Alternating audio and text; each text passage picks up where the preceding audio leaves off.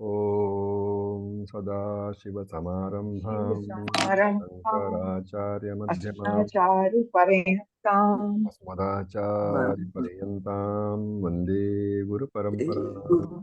Paramparam Om Sahana-Vavatu Sahana-Bhanaktu Sahaviryam Sahaviryam Karvavahem Tejasvinavadhitamastु Vidvishavahe Vidvishavahi Shanti Shanti Shanti.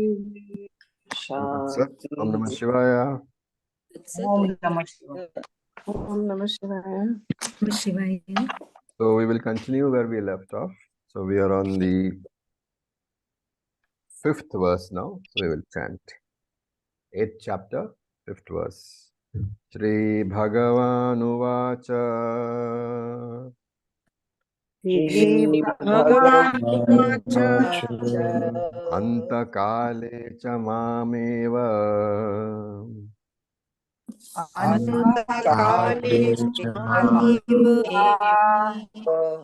Smaran Muktva Kalevaram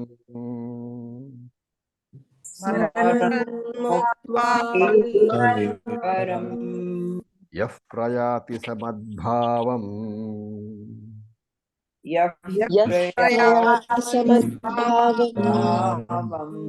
Yati Nastyatra Samshayah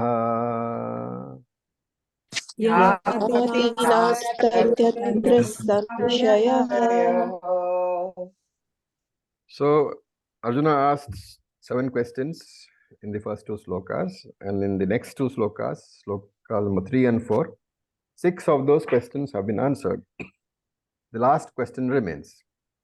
What is the last question? Parantakale. No, sorry, Prayana Kale. What is the?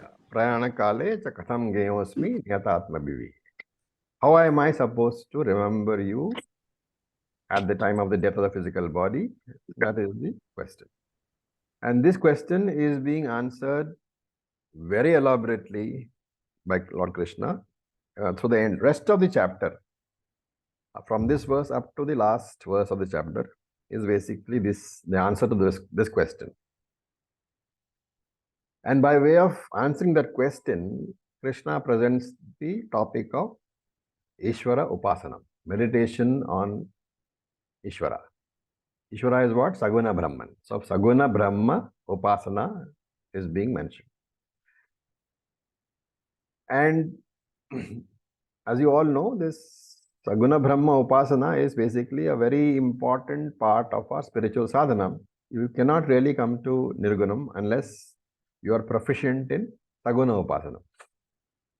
Saguna Upasanam itself, we have seen, can be done in 2 ways. One is for the fulfillment of material benefits, which we call Sakama Saguna Upasana. Upasana done for material benefits. The material benefits can belong to this loka, wealth, health, better life for children, better life for yourself. All these material benefits belonging to this loka is also Sakama Saguna Upasanam. And if you're asking for material benefits belonging to the next loka, to go to Swarga and all that, that also is Sakama Saguna Upasanam. You could also be asking for the various siddhis or the powers that are mentioned in the Purana. So all these are different ways of getting Sakama benefits from Saguna Upasana. There is also the other kind, Nirguna or other Nishkama Saguna Upasanam, not Nirguna. So one is Sakama Saguna Upasanam, Sakama Saguna Brahma Upasanam, and one is Nishkama Saguna Brahma Upasanam. So in this Nishkama Saguna Upasanam, we don't ask for any material benefits either in this world or in the next world. No Swarga, no health, no wealth, nothing is asked for. But essentially, you are asking for your spiritual benefit, that you should do well on the spiritual path. And naturally, if you have to turn to Nishkama Saguna Upasanam, remember that you are turning away from all the material benefits of this world and the next world. which is defined as what in Tattva Bodha? Turning away from the material benefits of this world and this next world is what? Vairagya. Vairagyam. So for Nishkama Saguna Upasana, Vairagyam is a must. Because as long as you have very strong kamas, strong desires, you will use your upasana only for the fulfillment of those desires. Therefore, it will be only Saguna Brahma Upasana. And therefore, to become a Nishkama Upasaka, you have to be a Viragi. You have to have very strong Vairagya. That is the most important condition of becoming a Nishkama Upasaka. And even when you become a Nishkama Upasaka, you can follow two paths. Your Upasana can take you along two different paths. So one path is that you practice Nishkama Upasana. And remember, Nishkama, not Nirguna. Okay, so Nishkama Saguna Ishvara Upasana. You are practicing Nishkama Upasana on Saguna Ishvara. So Upasana, remember, means meditation. Right? So you are practicing Nishkama Upasana, selfless, desireless Upasana on Saguna Ishvara. What is the advantage? What is the benefit of Nishkama Upasana? Chitta Shuddhi. Therefore, after a long time when you practice Nishkama Upasana on Saguna Brahman, you will get Chitta Shuddhi. When you get Chitta Shuddhi, you will naturally drop Saguna Upasana and move into Nirguna Ishvara Jnanam. So Jnana Yogyata or Sadhana Chatushtaya Sampatti is the benefit of, one of the benefits of Nishkama Upasana on Saguna Brahman. And that is why we say that you cannot dispense with Saguna Brahman at all. Nobody comes directly to Nirguna Brahma Jnanam. You have to have Saguna Brahma Upasana because that alone gives you Chitta Shuddhi or purity of mind. So this is the natural course envisaged by the scripture. You come to Saguna Brahman, you do Nishkama. First you do Sakama Upasana, then you do Nishkama Upasana, then you come to Chitta Shuddhi, then you come to Jnanam, and then you come to Jnanam is Moksha. So Jivan Mukti is the end of that. So there is another route which you can practice, which may happen. You continue in Saguna Upasana, right? And even though you got Chitta Shuddhi, you are so attached to Saguna Brahman that you don't come to Nirganam at all. You continue to hold on to Saguna Brahman. At the time of death, because your entire life you have been praying to Saguna Brahman, to Hiranyagarbha, at the time of the death also, you will pray, you will remember him and you pray saying, "Oh Lord, give me moksha, I want nothing else." This is the second route. The first route is you've got Jivan Mukti. In the second route, because you gave up the body without coming to Jnanam, the result of the Upasana is that you will go to Brahma Loka, and then you will go to Lord Brahmaji's classes, and then you will Jnanam, you will get there. So this second route is called Krama Mukti. Krama means sequential. Why sequential? You are first going to Brahma Loka, then going to get Jnanam, and then get Mukti. Instead of directly going to Mukti in this world, you are going to Brahma Loka and then Mukti. So there is a step, and therefore it's called Krama Mukti, sequential Mukti. So now let us look at the verse. So he says, Yaha. Yaha is second line. Yaha, first word. Yaha. Yaha means that person.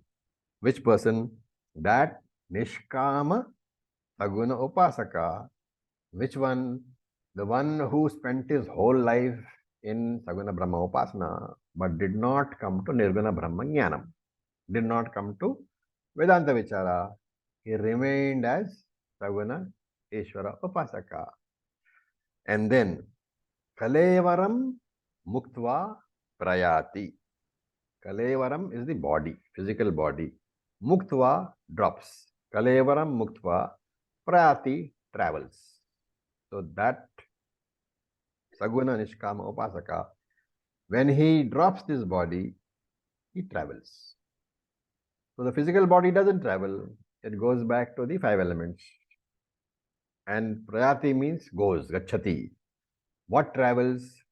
Sukshma shariram plus karana shariram plus the reflected consciousness. So the two bodies, subtle, causal, plus the consciousness reflected in those bodies, together what they are called?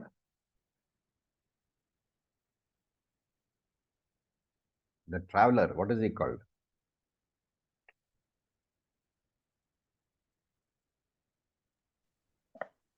Jivatma. He is Jivatma, but the technical name is Ahankara. Remember, Ahankara means Karana Shariram plus Sukma Shariram plus the consciousness reflected there. That is Ahankara. So that Ahankara will travel. So the Ahankara Jiva, who is basically Saguna Nishkama Upasaka, he travels. And what will happen to him? Anta Kale, at the time of his Anta. Anta Kale means final moment, at the time of the death of the physical body. What does he do? Mameva Smaran. Remembering me is what? Saguna Ishvara. Remembering me only, the Eva is only me he will remember, nothing else he will remember. What happens to him? Samadbhavam yati. He will certainly reach me. He will certainly come to me, which means he comes to Brahmaloka. He comes to me, where I will give him knowledge and he will get Jivan Mukti there. So this is Krama Mukti. And Madbhavam, therefore, here refers to my own nature, which means he will understand my nature after coming to Brahmaloka and after getting knowledge from me. These intermediary steps, Krishna does not talk about. We have to supply. He drops his body while remembering the Lord, goes to Brahmaloka, gets Jnanam there from Lord Brahmaji. Once the Jnanam is obtained, that is moksha. And Krishna says, Na atra samshayaha. Do not have any doubt about this. It will definitely happen. So going to Brahmaloka is guaranteed, is assured, since he has worshipped Saguna Ishvara. The travel is through what is called Shuklagati. The journey is no longer in the hands of the Jiva. It has been taken over by the gods. So there will be no mess up. And because of the extraordinary punyam that has been generated by this Saguna Upasaka, because of the Nishkama Upasaka, a lot of punyam has been generated. Then Shastram says that his journey is no longer in his hands, because the moment he leaves the body, the gods, the devas are in charge of the journey, right? So in Brahma Sutra, there is a section called the section which deals with Krama Mukti. And there are 14 different, places talked about. Stations, you might call it, which the Jiva passes through. And a description is given of how each Devata comes to the Upasaka, carries him from one station to the other, and hands over to the next Devata. Therefore, the Upasaka's journey after the death of his physical body is not by the free will of the Upasaka, but is decided by the Devatas. And therefore, what we have to understand is it is only the Jiva who messes up things. And since Jiva's free will is not involved here, very smoothly things will go on and he will reach Brahmaloka. Once he reaches Brahmaloka, his punyam will ensure that he gets an audience with Lord Brahmaji, and Lord Brahmaji will teach him. And therefore mukti will happen. And this is why Krishna says, Yati na samshayaha. There is no doubt about this journey. You will definitely land up in Jivan Mukti when you reach Brahmaloka. Okay. Now one question can come. Why can you not say that this verse is applicable to a jnani? Because the jnani also will remember Brahman at the time of the death of his body, because that is a natural event happening because of all the nididhyasanam that he has done. He has got rid of all the negative thinking patterns. He knows he is Brahman, and therefore he will be remembering Brahman at the time of the death of the physical body. And therefore the question can be, Why do you say that this is applicable to a Nishkama Saguna Upasaka? It can be applicable to the Nirguna Brahma Jnani also.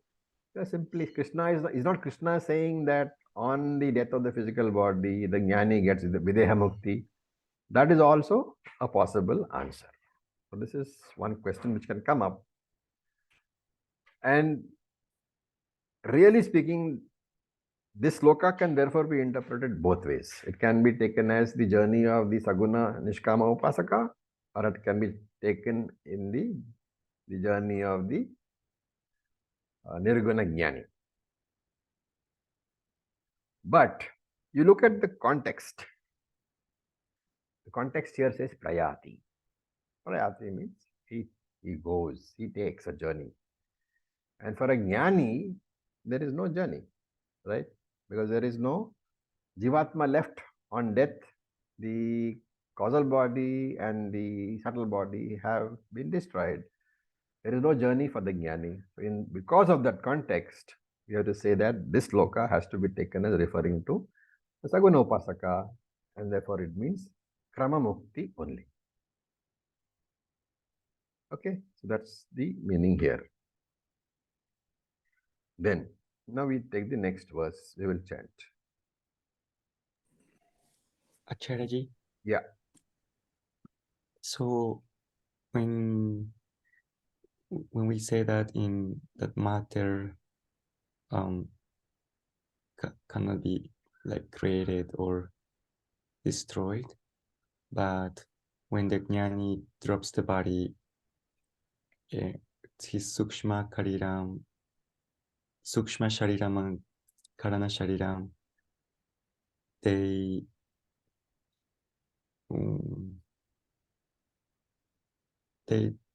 don't get destroyed per se, right? No. It's just... You remember that matter can never be destroyed or created. So whenever we use the word here that matter is destroyed, you have to remember chapter 2 of the Bhagavad Geeta, which said that it goes from unmanifest form to manifest form and manifest form to unmanifest form. Another way of saying is that the cause, the karanam, is the locus into which all the karyams merge. All the effects, all the products, they merge into the karanam. So if you're asking what happens to the bodies of the jnani, like in anybody's case, the physical body merges with the Panchamahabhutani, physical, Sthula Panchamahabhutani. But unlike the Ajnani, remember that subtle body is also out of subtle Panchamahabhutani. Therefore, subtle body merges into the Panchabhutani, Mahapanchabhutani, and the causal body merges into the Samashti Karana Shariram, into Antaryami. Antaryami is the cause of the individual. Antaryami is the universal causal body. It is the karanam for the individual causal body. Therefore, on the death of the jnani, the individual causal body merges with the samashti karana shariram. The individual sukshma shariram merges with the samashti sukshma shariram. Therefore, nothing is left. There is no travel at all. Om, sir. Yeah. So, just to connect in my mind, the Saguna Upasak is getting a Dehi Mukti at the time of death, whereas the Nirguna Upasak is getting the Jivan Mukti. No, you got it all No? wrong. So I would like somebody else to explain, to answer Induji. Anybody? Veda, you want to answer?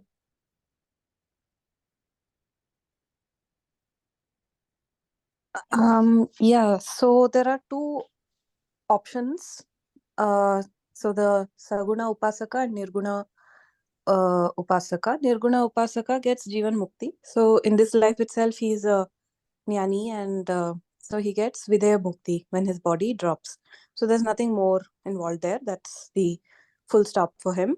And then the Saguna Upasaka takes the Krama Mukti path. So he has done Upasana all his life and his mind is very prepared, but he doesn't have Jnanam. So his body drops over here, but his Sukshma Shariram travels to Brahmaloka, and there he gets Jnanam, and there he gets finally the full stop, the Jivan Mukti. Okay, thank you, Meda. So just to briefly tell you that again, Indiraji, Induji, the Saguna Upasaka does not get mukti at all. His body drops, he goes to Brahmaloka, there he gets mukti. The Nirguna Brahman, the Jnani, has already got Jivan Mukti during his birth, and the death of the Jnani's body, he gets Videha Mukti. Remember, the moment you got Jivan Mukti, then Videha Mukti is only a question of time. Jivan Mukta automatically becomes a Videha Mukti with the Videha Mukta when the body drops. So that he is not in the question here at all. Here what happens? Saguna Upasaka. Yeah. He's in the queue for mukti. Who is? The Saguna Upasaka is in the queue. Correct. Saguna Upasaka is not going to Brahmaloka. Remember, there also he can decide to enjoy himself. That option is there with him. Okay. He need not mandatorily be going to the classes. So there also an option is there. How that option takes place, all that, is a very involved thing which we will discuss when we do Brahma Sutras, which is several years away. Okay. Sir, So would now, free will be available? Sorry? Would the free will be available? You said once he dies, leaves the body, Yeah. it is taken care by Devas, and his free will is not there. His free will is not there during the journey. Okay. Once free will is, yeah. So when this Nirgun Upasaka Jnani drops his body, this is called the Akram Mukti. Sorry? Is it then called the Akram Mukti as distinct from the Krama Mukti? Karma Mukti is applicable to the Saguna Upasaka, not to the Nirguna Upasaka. No, so is that Akram? Is that the opposite would be Akram Mukti? Pritiji, your voice is resounding, so I can't hear your question properly. Is it the Akram Mukti then? No, there is no such word as Akarma Mukti. Okay. It is simply Videha Mukti and Jivan Mukti. Okay. Thank you. Om Acharya ji. So could you please once again just explain? So in a Nirgun Upasaka, what will be the roots? Not One will Nirguna be Jivan. Upasaka. We are talking about the Nirguna Jnani and the Saguna Upasaka. There are two things. But the one who is doing Nirgun Upasaka but does not complete the journey, so then again there'll be. We are talking about a Saguna Upasaka who does not complete the journey. No, that is there, but I was asking about the Nirgun Upasaka who's on the journey. But so again, there are two paths for again the same. Born again. He doesn't go to Brahmaloka. He will get born again because he has to complete the journey in another body.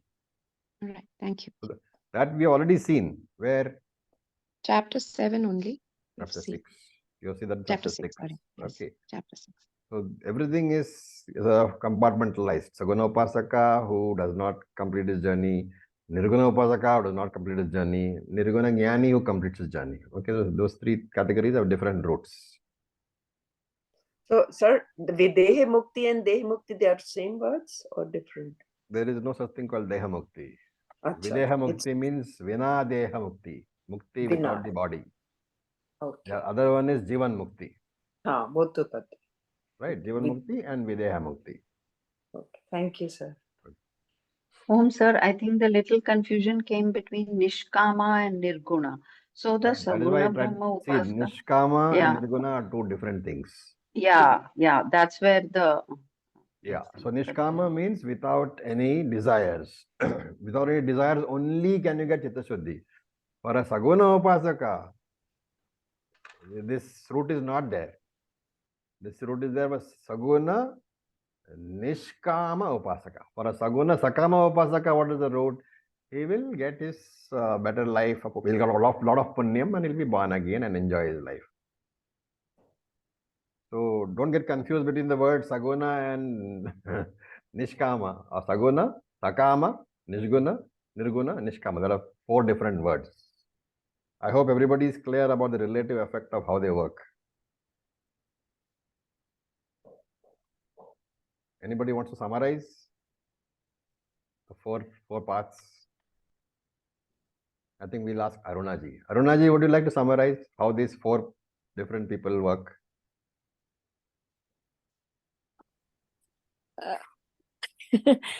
So, Saguna Upasaka, who is Sakama, moves on further because whatever he had desired for in this life or next life.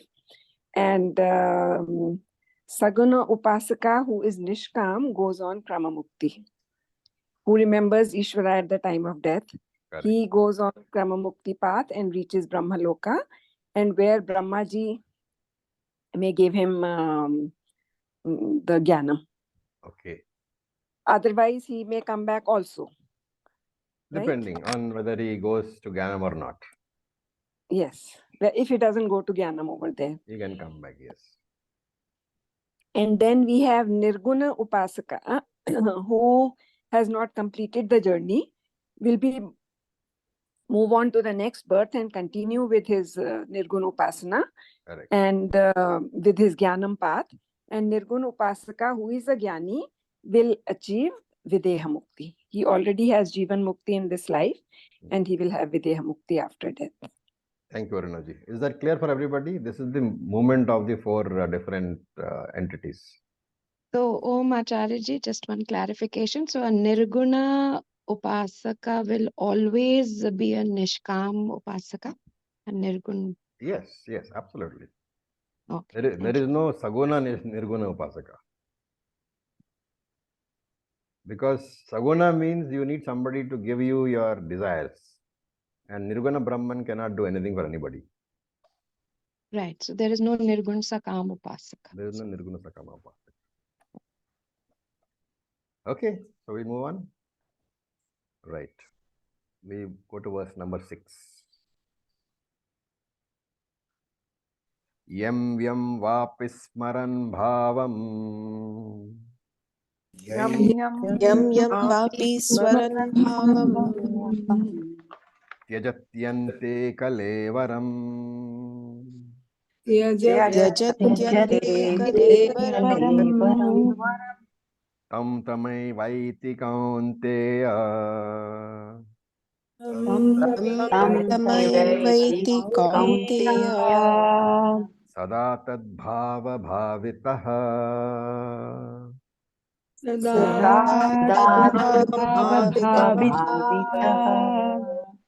Okay, so now let us look at what is the,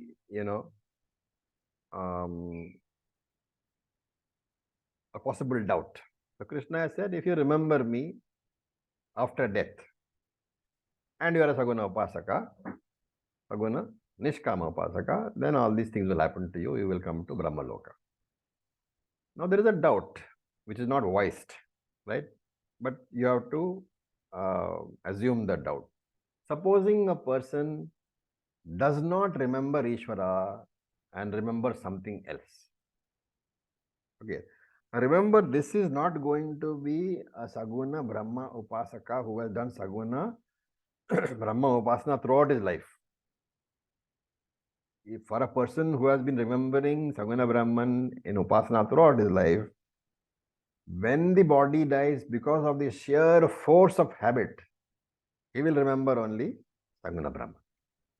So the question is generally then, what about somebody else? Ajnani or a non-Upasaka or a person who is not strongly an Upasaka, because so many things he can remember, right?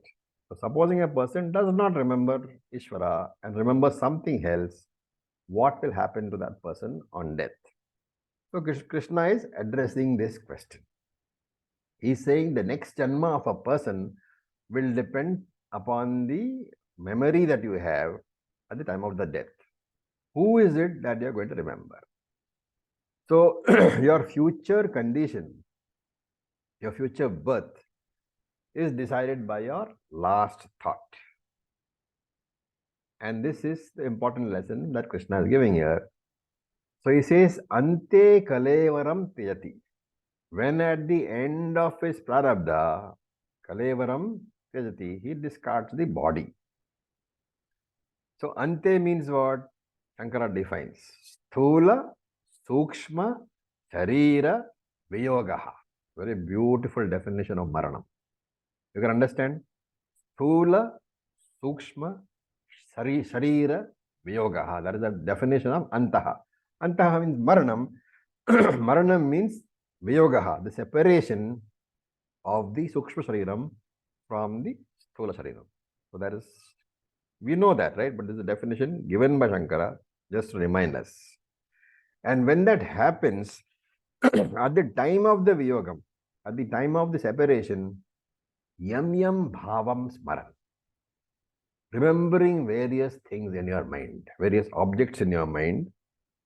So Shankara says this Bhavam can also mean Devata. So you can remember various objects in this world, or you can remember various Devatas whom you have been worshipping. So tam eva aiti. Aiti is he will certainly get. What? Tam eva. Only those things which he has remembered during the time that is he was giving up the body. So your birth will be in alignment with the thought process which was happening in your mind at the time of the body being discarded. So tam eva, same particular form. And what was that form? The form that you remembered. So if you remembered Parichanna Devata, like say Indraji or Agniji or Varunaji, you yourself will become that Devata. And this, if you remember, of course, we have not done Kathopanishad, right? So in Kathopanishad, Yamadharma Raja tells Nachiketas that when I was a human being and during the death of the human body, I was thinking of Lord Yama. And lo and behold, what happened? I became Lord Yama. So Krishna is saying the most important law of karma, Arjuna, you should remember that as is your thought, so is your future. Now there's a question here. Krishna said you should remember me at the time that you die. So can I, enjoy myself throughout my life and remember Easwaran at the last moment when I am dying? Then I've got both the sides of the coin, right? I have my cake and I ate it too. Because I enjoyed my life in self-pleasure, but last moment I remembered the Lord and therefore I go to Brahmaloka. Will this work? This will not work. Why? First reason is that you cannot plan the moment of your death. You don't know. That is one. And the second is that your thoughts at not only during death, at any point of your life, your thoughts are based on two things. One is deliberate thoughts driven by your willpower. And one is involuntary thoughts driven by vasanas, samskaras, your mental impressions. And in the tug of war between the willpower and the vasana, sometimes the willpower overcomes the vasana, sometimes the vasana overcomes the willpower. And all of you who are daily struggling in meditation are seeing this battle, willpower versus vasana. There is a constant clash. So your willful planning is one thing, but your vasana decides something older. And you can still beat the vasana when you're younger and stronger with full mental faculties. But as you grow older and older, your willpower becomes weaker and weaker. And the vasana, which is driven by the momentum of your 50, 60, 70 years of habitual thinking, that vasana becomes stronger and stronger. The willpower becomes weaker and weaker. And therefore, at the time of your death, if this is the pattern that you have followed, you can be assured that the vasana will overcome the willpower during the time of the death also. So, you have to take it for granted that it is the vasana which will decide my final thought, not the willpower, because my willpower is almost,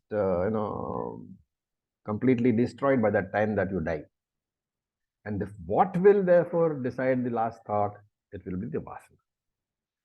And therefore, you have to ensure that when you are dying, when your body is being given up, You have to consider what is it which will drive my thoughts. It should be the vasana alone.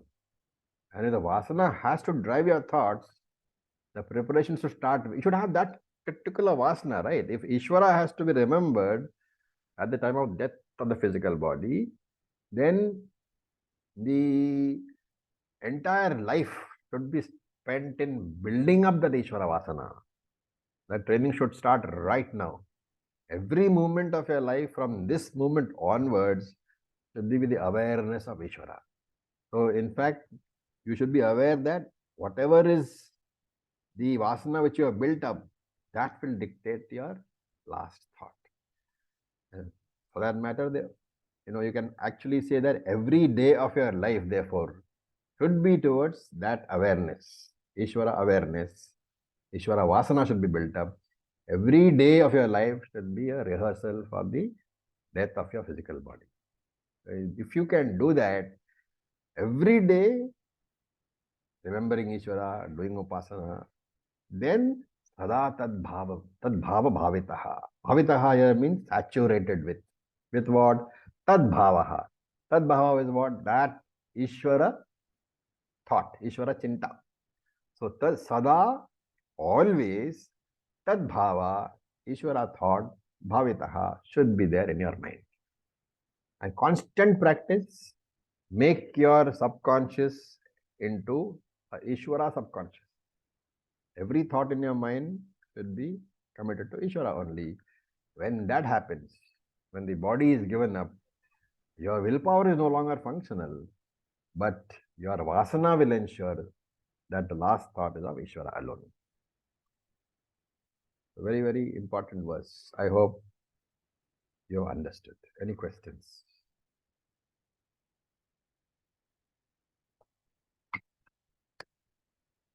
No? No questions? But remember that we are talking about the person who travels. We don't want to travel, right? We are all going to be Jivan Mukta.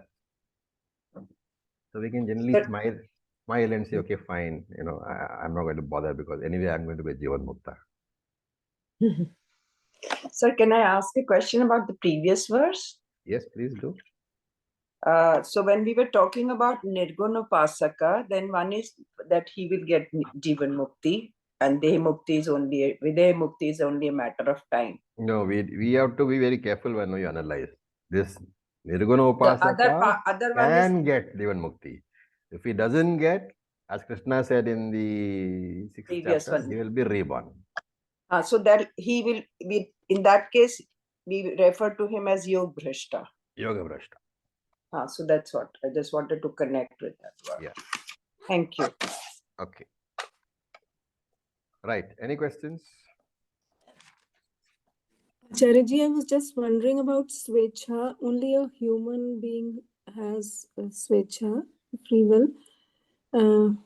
Yeah. So when the human body drops and it's only a Sukshma Sharira, Sukshma Karana composite, which unless goes. you have a body, physical body, Svecha cannot materialize. It cannot be manifested. Because I thought you said then the Sukshma Sharira doesn't have the Svecha. The Svecha doesn't work. The Devatas take him to the Brahmaloka. Correct. So, but in so Brahmaloka, he will have appropriate physical body, right? He's not going to stay there in a subtle body.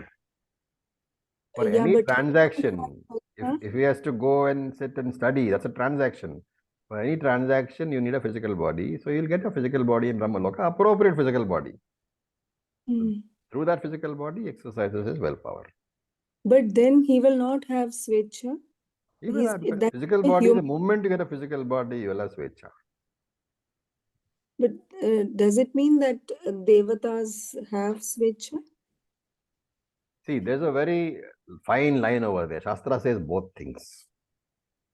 Because we say that only in the human body you can manufacture more punyam.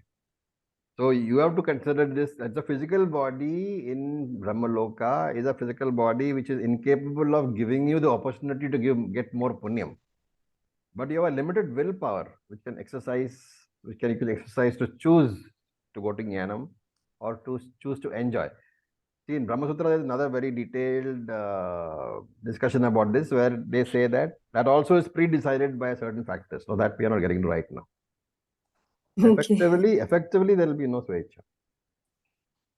Yeah, that's what I understood till now. Yeah. Acharya, can I ask one question? Yeah. Yeah. What happens with the animals? They always go to rebirth? Yes.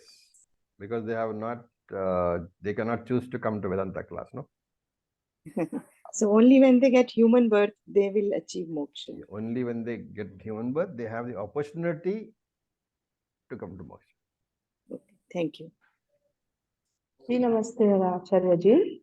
Yes, Chitraji. So the animals will never ever get the chance to be born as a human. Some people say with No, good that's not act. correct. That's not correct. Yeah, we also have been a previous birth. Maybe I was some snake or something in my previous birth. Is there any relief for animals? I don't know. I'm not getting the import of your question. Are you saying that animals cannot be reborn as human beings? Yes, that was my query. How can that be? Because you have a whole stock of sanchita, right? Sanchita is good karma plus bad punyam plus papam.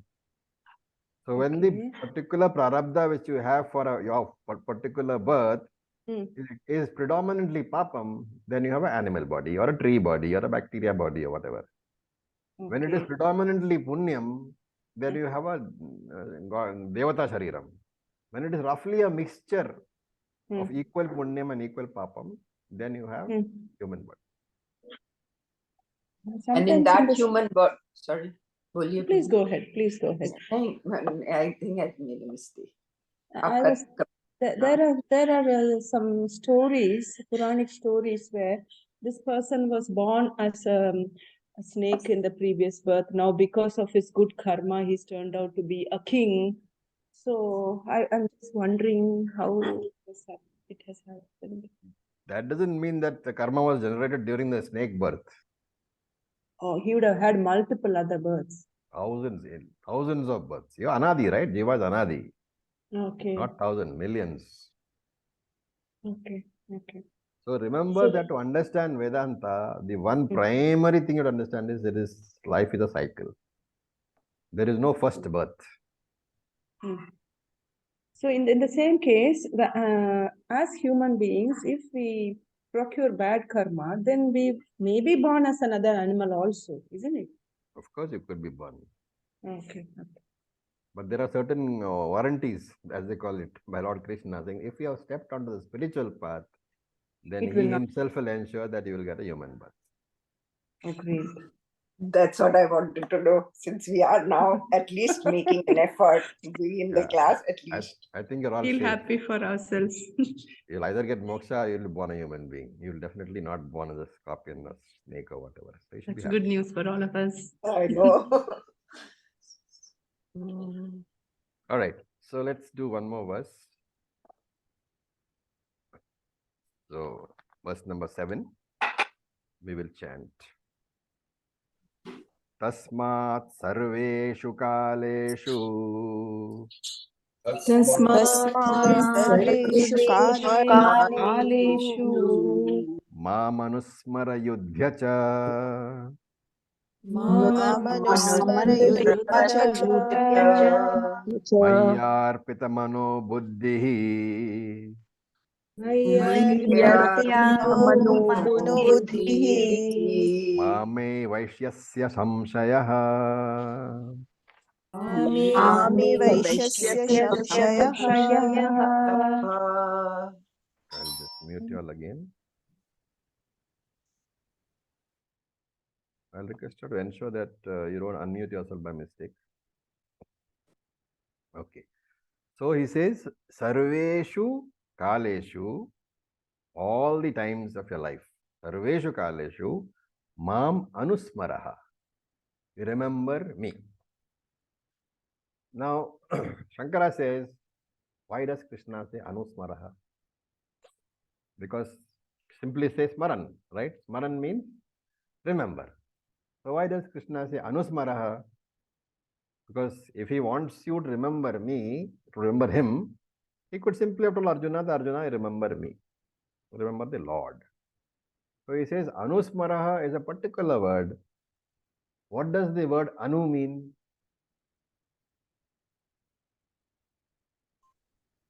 Follow. Mind. Follow. Follow, right? So Shankara says Anu means Yatha Shastram. Follow according to the Shastram. So remember me. What me? Ishvara as has been taught by you or your teacher. Ishvara cannot be remembered in any form that you want. Ishvara has been remembered to you as taught in your Shravanam. So even if you are remembering a Ishtadevata, remember the description cannot be what you want. The description has to be chosen from Shastra. So there is a school of thought which says that you can remember any god you want. Any god is fine. But Shastram doesn't say you have to remember so and so god. So and so Devata has to remember. Shastram doesn't say. You can choose any Ishtadevata. But remember how you choose, how you invoke that Devata is not based on your free will. So we invoke on a particular locus, right? For example, Lord Shiva is invoked where? On the Shiva Linga, right? So and you can invoke anywhere. So but that anywhere is not complete freedom. Shastram gives you a set of this alambanams where you can, alambanam is basically where you invoke, right? The locus of invocation. So in Shastram, you will find there's a whole set of various alambanams. So Shankara says Anusmara means you invoke, but you invoke on a locus, on an alambanam, which Shastra has prescribed. And the invocation should be done in a particular manner, which again Shastra has prescribed. You have a limited choice. You can choose your Ishtadevata, but you don't have absolute choice. Once having chosen, you have to follow the instructions of the Shastram. Therefore, Anusmaraha, not just Maraha. Okay. So Krishna is saying now that you have to invoke, fine. But and therefore, remember that your last thought will come by not from free will, because at that point of time, your free will is practically non-existent. It will be from your subconscious mind. It will be vasana. And therefore, right now itself, you should be handling your subconscious mind. And again, we know that I can never, reach my subconscious mind directly. The only path, the only corridor to my subconscious mind is what? The only corridor to reach my subconscious mind is which one? Meditation? Habitual thinking patterns, the habit. All right, but that means what? Repetition. The conscious mind, right? Repetition, meditation, everything is conscious mind only. And therefore, Krishna is saying that the only way you can reach your subconscious mind is through your conscious mind. And therefore, in your conscious mind, you start doing Ishvara Shravanam, Smaranam. The repetition of Upasana, you start doing regularly, every day. So that slowly, that conscious mind's repetitions, Upasana, it will go towards the subconscious mind. The subconscious mind will get saturated with it, like the pickle will get saturated with the pickle juice. And finally, at the time of death of your body, when your free will is not really available to you, what will happen is your mind will function under the drive of your subconscious mind. The vasanas will drive your thoughts, and you will remember Ishvara. And then he says, Yuddhacha, and fight. So he's saying that you fight. Now remember here, the fight, when he says, he's saying you do your duty. Arjuna's duty was to fight. And therefore Krishna is also telling all of us that I am not saying that to reach me, you have to become a sannyasi. I am not asking you to drop your duties. You continue your worldly activities, you continue your responsibilities to your family, and therefore yuddhacha, and fight. Do your duties and also do your upasana. So Shankara says here that yuddhacha has to be taken as swadharmam kuru. that you do your discharge your duties also. Swadharma is duties. So Krishna is saying, please do your duties also. Right? Now again there's a doubt. He's saying you do your duties and you remember me also. How can I do two jobs simultaneously? Because we learned long ago that the conscious mind can handle only two jobs, only one job, cannot handle two jobs. Krishna says very simple. That is why you have two minds, the conscious mind and the subconscious mind. Let the conscious mind do one job of handling your duties. Let the subconscious mind do the second job of remembering me. That is why you have to percolate that remembering me into your subconscious mind. So that it becomes... Subconscious mind should have Ishvara Chinta, Ishvara remembrance, and the conscious mind is free for performing worldly duties, right? So, one good example of this is that you are, let us say, moved to a new city, okay? And therefore, you rented a house or bought a house or whatever, and you go to work every day. The first day you go to work, you are depending upon the GPS to drive, right? Because you don't know the route. And therefore, your mind is completely focused on the route. The second day, mind is focused on the route. So for the first few days, you will find that during the drive, your conscious mind is completely focused on the route. After 6 months, what happens? Kind of, you just... It's almost automatic. That part you Almost don't automatic. think And you will find sometimes that you have started driving and then your mind has wandered away and you have been thinking of all sort of things, all the worries in your life, all the problems in your life, and suddenly you arrived at a destination. Who has taken over that duty? The unconscious. The subconscious mind has taken over duty. So he says, in your conscious mind, you focus on your duties, but let your subconscious mind deal with me. And therefore, tasmat sarvakaleshu ma manusmara. May you remember me as your highest destination. And in your subconscious mind, you must do that, which means you must have trained your subconscious mind clearly enough to be able to handle this duty. And so, mai arpita mano buddhi. How should you train? Mai arpita. Commit yourself to me. How? Manaha and buddhihi. Both with your intellectual personality and with your emotional personality, you commit yourself to see. So, mana arpitaha. Learn to emotionally depend upon Ishvara at that point of time rather than depending upon the world. The availability of the world is not guaranteed, but the availability of Saguna Ishvara is always guaranteed for your emotional needs. So, buddhi arpitaha. May you also be intellectually convinced. Saguna Ishvara may not be the ultimate truth, but in my buddhi, I have prejudices. I have raga, I have desha, dvesha. All this offer to Saguna Ishvara, right? But remember that Saguna Ishvara is a representative of Nirguna Ishvara, and that has to be my highest intellectual conviction. Once I am able to appreciate that Nirguna Brahman is the final truth, is what is really real, what is Satyam, is Nirguna Brahman. When I appreciate that, then any Ishtadevata form is an optional form. If I have it, I enjoy it. If I don't have it, I don't miss it. And Mam Eva Eshyasi. If you follow this lifestyle, you will certainly attain moksha asamshaya. There is absolutely no doubt about this.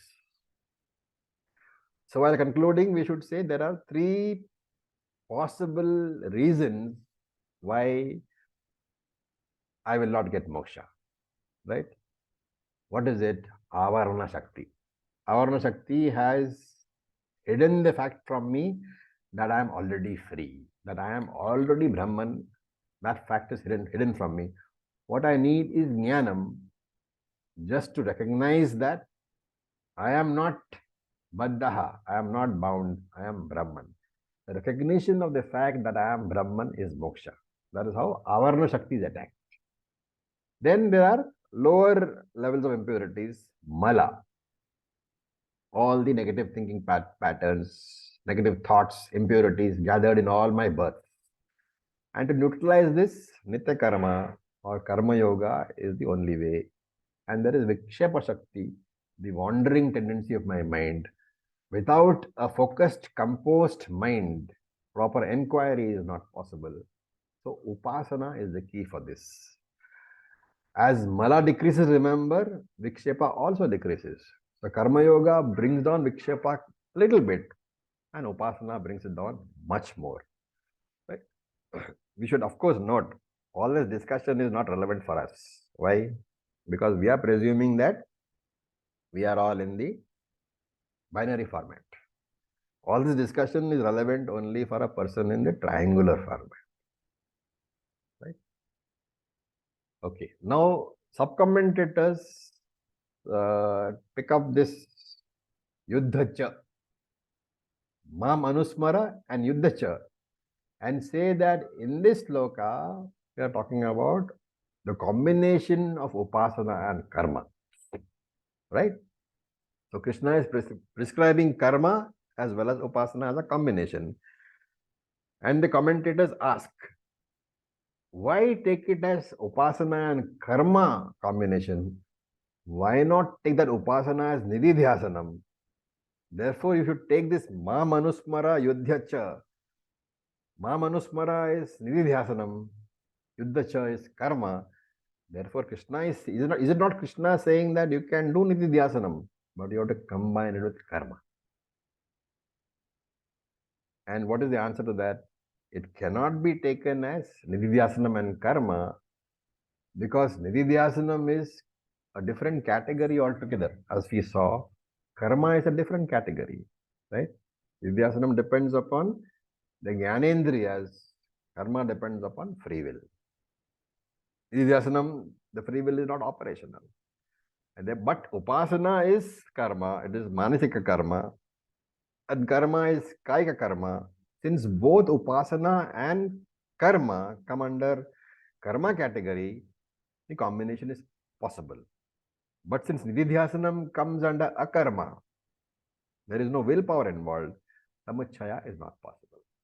And therefore, of course, we should note here that Upasana Karma combination will not give you Jivan Mukti, it will give you Chitta Shuddhi only. And if you practice this Upasana Karma combination all the way to your death of the physical body, then you are following the route which we are talking about. You will get Chitta Shuddhi, but you have not come to Jnanam. So you have to go in the Krama Mukti route, you have to go to Brahma Loka, and there you have to get Jnanam. Right? One more reason, if you are doing Nididhyasanam, you may be doing karma also, right? You might be a grihastha, you may be a householder. As a householder, Nididhyasanam is you can do. But you also have to do all your householder duties, Nitya Naimittika Karma. But there, we cannot say that this Nididhyasaka, the one who is doing Nididhyasanam, is doing the karma. Why? Because a person who is doing Nididhyasanam knows that he is Brahman, he is Akarta. Therefore, he will never say that I am doing the karma. He will say the body, mind, sense complex is doing the karma. And there again we are saying that this is not possible. The combination of Nididhyasanam and karma is not possible because of this reason also. And this is illustrated in the 5th chapter, where Krishna said, Naiva kinchit karomiti yukto manyeta tappavit. That Jnani, who is doing Nididhyasanam, he says, I don't do any karma at all. So where is the question of combining karma with Nididhyasanam? Right? And again, this combination of Nididhyasanam and karma, so Nididhyasana karma samuchaya, is not really necessary for moksha. Why? Because I don't look forward to either Videha Mukti or Krama Mukti. Why? Because the very Nididhyasanam is what? Aham Nitya Muktaha. I am already free. When I'm already got moksha, when I'm already muktaha, why would I be doing anything for moksha? The Jivan Mukta, his actions are not for moksha. He does loka sangraha, but he does that without claiming it as his karma. And therefore Shankara concludes saying, Upasana karma samuchaya. The combination of upasana and karma is possible and in fact is required for krama mukti. Nididhyasana karma samuchaya. The combination of nididhyasanam and karma is neither possible nor required for mukti. And therefore this seventh sloka talks about karma upasana samuchaya and not karma nididhyasana samuchaya. So with this we'll stop for today. Any questions I'll take. All very, very important ideas to clarify our thoughts. Yes, please. Jay, you were talking about 3 possible reasons for not getting moksha. Number 1 was avarana shakti. Yes. The second one was mala or negative thinking pattern. Yes. Where the karma yoga is the only way out. Yes. Of getting rid of our malas. So Correct. what is the third one? Did I miss out or? Vikshepa Shakti, the wandering tendency of the mind. Please repeat, Ji. The wandering tendency of the mind, the inability of the mind to focus. That is called Vikshepa Shakti. Oh, okay. Vikshepa tendency of the mind. So there are actually 3 different impurities. One is negative thoughts, that is taken care of by karma yoga. One is non-focused mind, inability of the mind to focus, taken care of by upasana yoga. When you do these together, you get chitta shuddhi, and that chitta shuddhi, that purified mind, has to come to jnanam to take care of the third impurity, which is avarana shakti, the inability to know that you are Brahman. Yes, Ji. Thank you, Ji. Thank you. So with this, we'll stop. Thank you for your patience. Om Purnamada Purnamidam Purnat Purnamudachyate Purnasya Purnamadaya Vashishyate. Om Om Shanti Shanti Shanti. Om Tat Sat. Om Namah Shivaya. Tat Sat. Thank you for your patience. Thank you, Ji. Thank you, Ji.